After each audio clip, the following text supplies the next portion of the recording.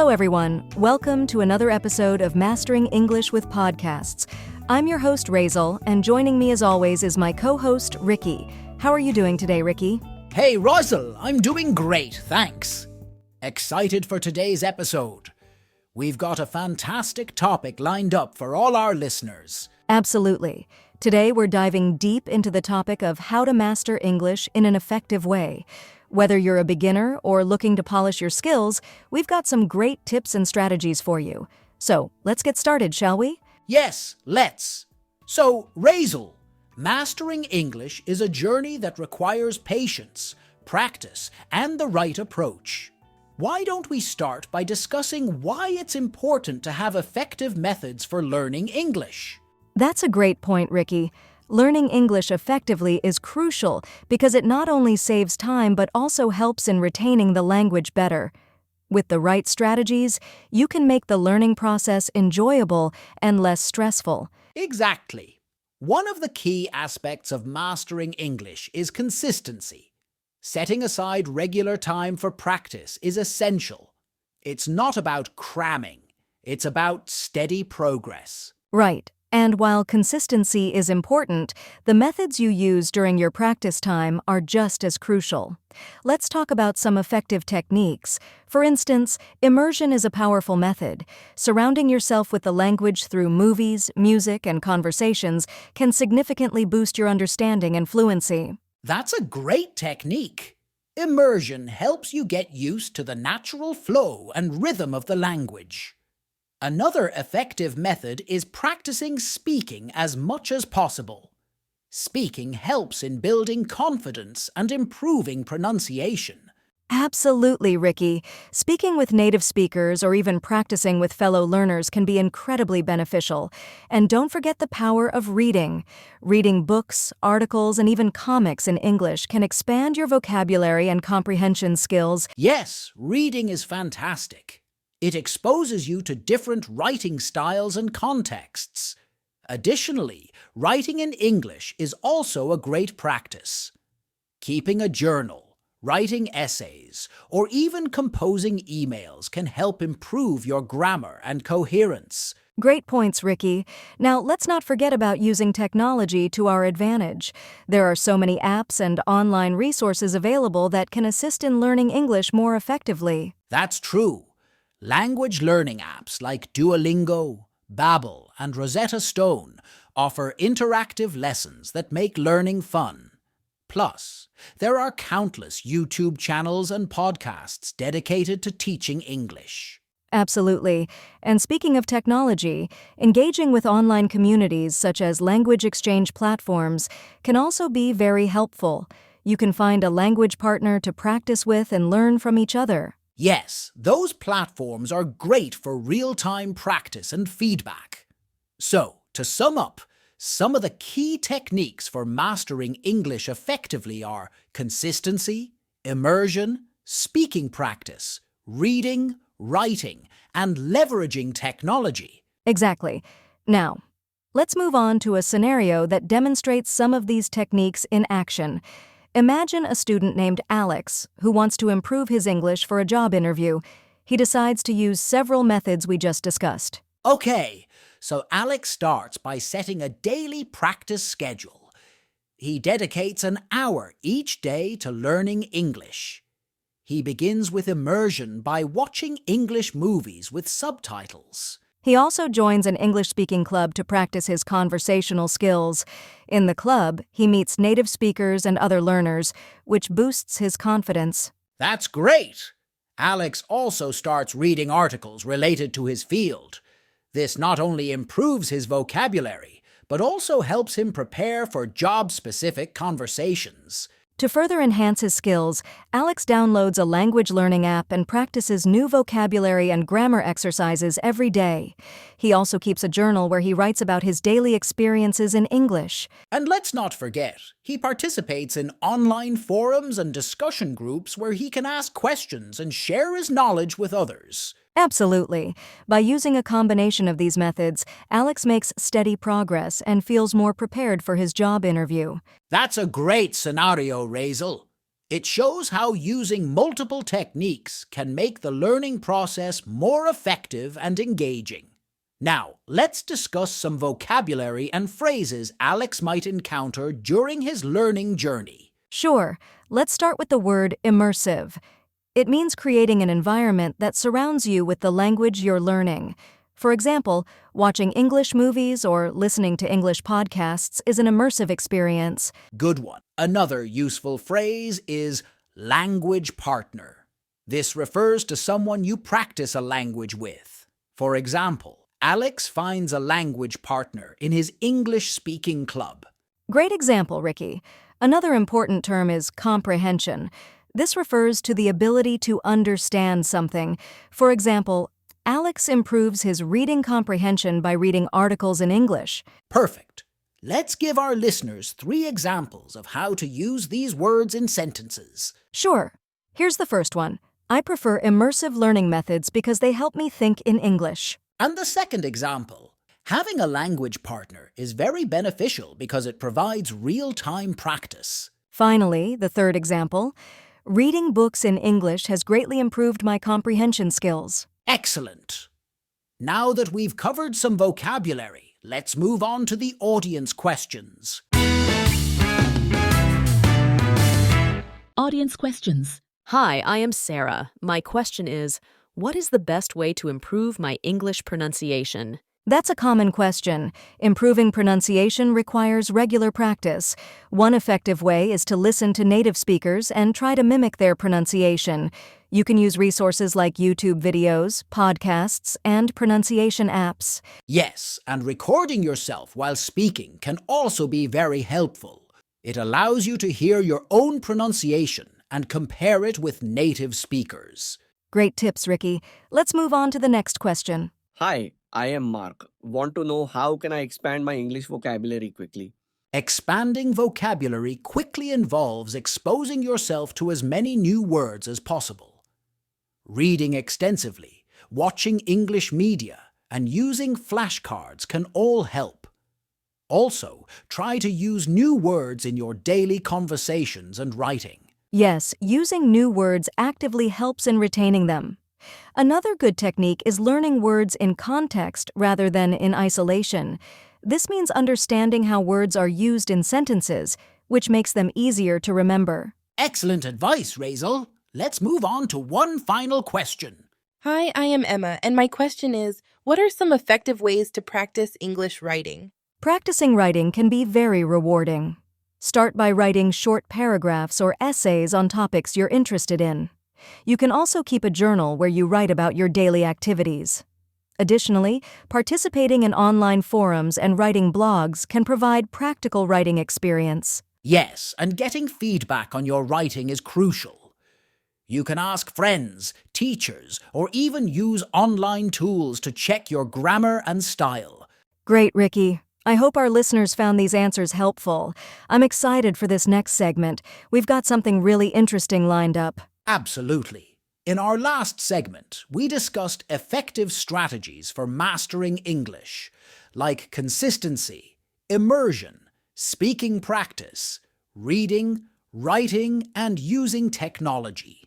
Now, we're moving on to our next segment, which is scenario-based. Yeah, Watson, a final-year college student, wants to improve his English skills and asking his professor Julie for some ideas to improve his English speaking skills. Let us listen to the discussion. Scenario-based conversation. Hi, Professor Julie. I hope I'm not disturbing you. Hi, Watson. Not at all. What can I do for you? I wanted to ask for your advice on how I can improve my spoken English skills. I feel like I struggle to express myself clearly in conversations. That's a great goal, Watson. Improving spoken English can definitely make a big difference. Here are a few strategies you might find helpful. I'm all ears. First, practice is key. Try to speak English as much as possible, even outside of the classroom. Engage in conversations with friends, join English speaking groups, or even practice by yourself. That makes sense. What about when I don't have anyone to practice with? You can use language exchange apps or websites to find conversation partners. Many of these platforms connect you with native speakers who want to learn your language. so you can help each other. I'll look into that. Are there other ways I can practice on my own? Absolutely. Listening to English podcasts, watching English movies or TV shows, and reading aloud can all help. Pay attention to pronunciation, intonation, and the rhythm of speech. Mimicking native speakers can be very effective. I enjoy watching movies, so that sounds fun. Any specific types of movies or shows you recommend? Try to watch a variety of genres. Comedies, dramas, and news programs can expose you to different types of vocabulary and styles of speaking. If you watch with subtitles, try turning them off after a while to challenge yourself more. Got it. What about formal practice, like taking a course or using specific resources? Enrolling in a speaking-focused course or hiring a tutor can provide structured learning and immediate feedback. Additionally, using resources like online courses, language apps, and pronunciation guides can supplement your practice. Do you think it would help to record myself speaking? Yes, that's an excellent idea. Recording yourself and then listening to the playback can help you identify areas for improvement, like pronunciation mistakes or awkward phrasing. I hadn't thought of that. I'll definitely give it a try. Any final tips? Be patient and persistent. Improving your spoken English takes time, but the more consistent you are with your practice, the more progress you'll see. And don't be afraid to make mistakes. They're a natural part of learning. Thank you so much, Professor Julie. This has been really helpful. You're welcome, Watson. I'm glad I could help. Keep practicing, and you'll definitely improve. Wow, that was a great conversation between the student and the professor. Absolutely, it was really insightful. With that, we'll move on to our vocabulary segment. Yes, in this segment, we'll highlight some important vocabulary and phrases used in their conversation. Vocabulary segment.